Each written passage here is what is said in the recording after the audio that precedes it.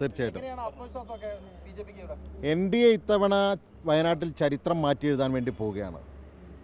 പഞ്ചായത്തുകൾ NDA ഭരിക്കുന്ന സാഹചര്യത്തിലേക്കാണ് കാര്യങ്ങൾ പോകുന്നത്. പല പഞ്ചായത്തിലും ഭാരതീയ ജനതാ പാർട്ടി നേതൃത്വം നൽകുന്ന NDA പ്രതിപക്ഷ പാർട്ടിയും ആയി മാറാൻ വേണ്ടി പോകുന്നത്. മുനിസിപ്പാലിറ്റികളിൽ വലിയ മുന്നേറ്റം തന്നെ ഉണ്ടാക്കുമെന്നുള്ളത് തന്നെയാണ് ഞങ്ങൾ പ്രതീക്ഷിക്കുന്നത്. ബ്ലോക്ക് പഞ്ചായത്തും ജില്ലാ പഞ്ചായത്തും ഇത്തവണ ഭാരതീയ ജനതാ പാർട്ടിയുടെ അല്ലെങ്കിൽ NDAയുടെ അംഗങ്ങൾ ഉണ്ടാകുമെന്നുള്ള കാര്യത്തിന് സംശയമില്ല.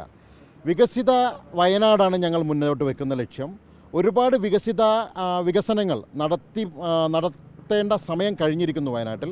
ഒരുപാട് വികസന പ്രവർത്തനങ്ങൾ ഒരുമിച്ച് നടത്തിയാലാണ് വയനാട് ജില്ലയ്ക്ക് മുന്നേറാൻ സാധിക്കുക. ഇതെല്ലാം ഞങ്ങൾ കൃത്യമായി ജനങ്ങളുടെ മുന്നിൽ വെച്ചിട്ടുണ്ട്. അതിൻ്റെ ഒരു അംഗീകാരം ഞങ്ങൾക്ക് കഴിഞ്ഞ ലോക്സഭാ തെരഞ്ഞെടുപ്പിൽ ജനങ്ങൾ തന്നിട്ടുണ്ട്.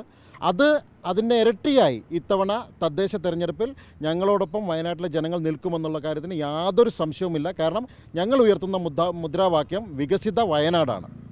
തദ്ദേശ ഭരണ തെരഞ്ഞെടുപ്പിലേക്ക് പോകുമ്പോഴാണ് ഈ ശബരിമല വിഷയത്തിൽ പത്മകുമാറിനെ അറസ്റ്റ് ചെയ്യുന്നു, വാസുവിനെ അറസ്റ്റ് ചെയ്യുന്നു, വലിയ ചർച്ചയിൽ നിൽക്കുകയാണ്. ഇത് പ്രതിഫലിക്കും തദ്ദേശ ഭരണ തെരഞ്ഞെടുപ്പിൽ. എന്താണ് BJP കണക്ക്? ഒരു സംശയവുമില്ല. കാരണം പോറ്റിയെ കൊണ്ട് ഇത് മുഴുവൻ ചെയ്യിപ്പിച്ചതാരാണ് എന്ന് വളരെ വ്യക്തമായി ഇപ്പോൾ പുറത്തു വന്നിരിക്കുകയാണ്.